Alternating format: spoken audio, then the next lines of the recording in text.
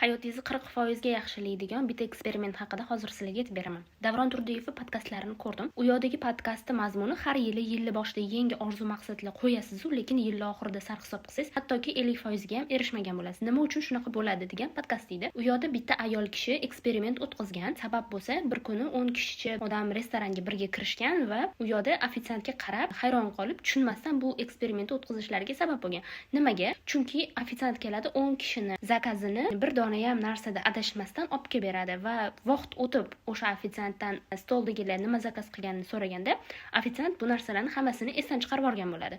Lekin olib kelgunigacha umuman esdan chiqarmasdan bitta narsada ham adashmasdan olib kelib beradi va o'shanda tushunib yetadiki, insonning miyasi bajarib bo'linmagan ishni unutmaydi. Ya'niki siz avvallari qilishingiz kerak bo'lgan va har kuni orqaga surib kelayotgan ishlaringiz uchun miya o'zini 40% energiyasini sarf qilar ekan. Tasavvur qilasizmi?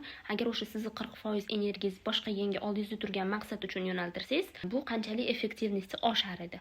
Men o'zimda ko'p guvohi bo'lganman. Avvallari men qilib ulgurmay qolib ketgan va har kuni orqaga suradigan ishlarim, ularni qilib bo'lganimdan keyin meni yuki bosib turganini his qilganman va ancha yengil bo'lganman. Keyingi foydali ma'lumotlar uchun obuna bo'lib qo'ying, chunki boshqa ko'rishmasligimiz mumkin.